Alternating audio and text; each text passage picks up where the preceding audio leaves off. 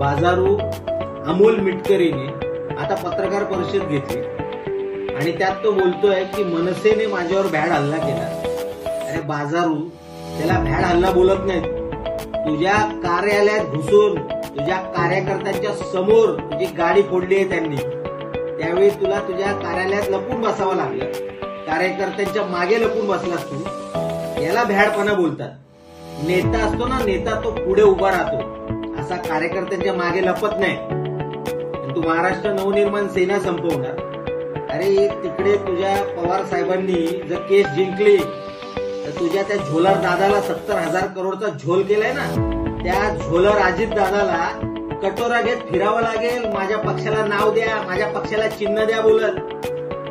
त्यामुळे दुसऱ्याकडून भीतेवर मिळालेला पक्ष आहे त्याच्यावर जास्त उडू नका।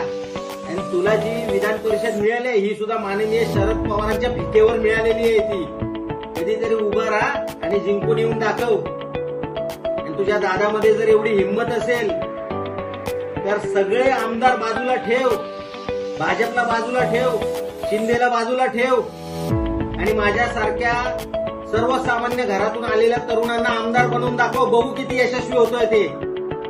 माननीय राजसाहेबांनी निदान आमच्यासारख्या ज्यांना कोणतीही पार्श्वभूमी नाहीये राजकारणाची, अशा मुलांना राजकारणात आणलं, चांगल्या लेव्हलवरती घेऊन गेले।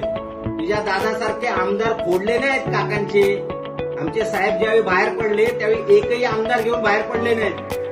तुझा दादा 40 आमदार चोरून घेऊन बाहेर पडलेला आहे, 70,000 करोडचा झोल करून बाहेर पडलेला आहे। तू काय माननीय राजसाहेबांबद्दल बोलतोस? याच्या पुढे परत जर कधी माननीय राजसाहेबांबद्दल चुकीच्या शब्दांमध्ये बोललास तर याच्याहून वाईट शब्दांमध्ये माननीय अजितदादा पवारांबद्दल बोललं जाईल। आता अजितदादा पवार बोलतोय, माननीय बोलतोय।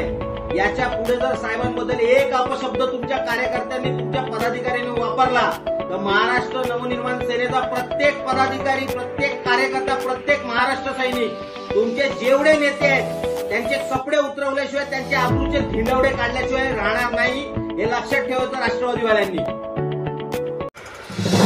नवीन घडामोडी पाहण्यासाठी आजच आम्ही मुंबईकर 24 तासला लाईक करा, सबस्क्राईब करा आणि अपडेट रहा।